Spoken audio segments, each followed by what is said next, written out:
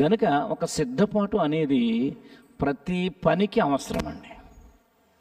సిద్ధపడాలి ప్రతి దానికి కూడా.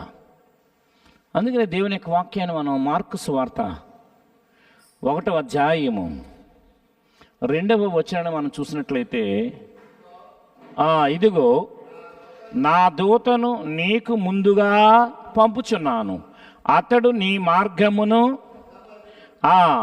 ప్రభు మార్గము సిద్ధపరచుడి, ఆయన త్రోవలను సరాలము చేయుడని అరణ్యములో కేకవేయుచున్న ఒక శబ్దము అని ప్రవక్త యెషయా చేత రాయబడి ఉన్నది. ఇది ఎవరి కోసం రాయబడిందంటే, భక్తుడైన యోహాను యేసు ప్రభు కంటే ముందుగా పుట్టాడు. ఆయన యేసు ప్రభు కంటే ఒక 3 నెలలు పెద్దోడు యోహాను గారు, ముందుగా పుట్టాడు ఆయన. అంటే యేసుప్రభు వస్తున్నాడు. మనం ముఖ్యమంత్రి గారు మన ఇంటికి వస్తున్నారు, మన పాలకులు వస్తున్నారంటే ఏం చేస్తారండి? ఆయన ఏ త్రోవలో వస్తున్నాడో రోడ్లన్నీ రిపేర్ చేసేస్తారు, ముగ్గులు వేసేస్తారు, అడ్డుగా ఉంటే తీసేస్తారు. మన ఎమ్మెల్యే గారు మన వీధికి వస్తున్నారంటే ముందుగా మున్సిపాలిటీ వాళ్ళు వచ్చి శుభ్రంగా తుడిసేసి మన వీధి అంతా ముగ్గులు వేస్తారు, తుడిచేస్తారు శుభ్రంగా. ఒక ముఖ్యమంత్రి వస్తున్నాడంటే రోడ్లు వేసేస్తారు.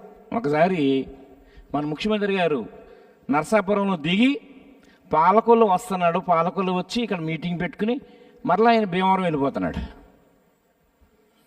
అంటే ఆయన వచ్చే త్రోవంతా కూడా ఇటువంటి ఇబ్బంది లేకుండా రోడ్లు వేశారు, గొంతులు పూడ్చేశారు. అప్పుడు చాలా అధ్వానంగా ఉందన్నమాట రోడ్డు, గోతులన్నీ పూడ్చేశారు, పెయింట్లు వేసేసారు, ఆ చెట్లకి రంగులు వేసేసారు, చెట్లు చిరాగ్గా ఉంటే నరికేశారు. ఒక ముఖ్యమంత్రి వస్తుంటేనే వారం రోజులు ముందుగానే తెలిసిపోద్దండి. ఒకసారి మా ఓల్డేజ్ హోమ్కి, మన అన్నయ్య గారు ఓల్డేజ్ హోమ్కి ముఖ్యమంత్రి గారు వస్తున్నారని వారం రోజుల ముందే చెప్పారు.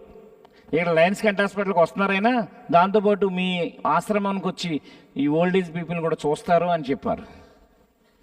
ఈ వారం రోజుల ముందుగానే వచ్చారు. ఇలా వస్తారు, ఇలా వెళ్తారు, ఈ టైంకి వస్తారు, ఈ టైంకి వస్తారు, ఇక్కడ నించుంటారు, ఇక్కడ కూర్చుంటారు, ప్లాన్ అంతా చెప్పేశారు మనకి. 2 రోజుల ముందు అయితే పోలీసులు వచ్చి అన్నీ నెతికేశారు. ఆ రోజు వస్తారనగా కుక్కలను తీసుకొచ్చారు, అన్నీ నెతికారు. మేము ఏదైతే చేస్తున్నామో అన్నీ కూడా కుక్కలకి వాసన చూపించారు. అంటే సిద్ధపాటు, ఒక ముఖ్యమంత్రి వస్తేనే ఒక సిద్ధపాటు.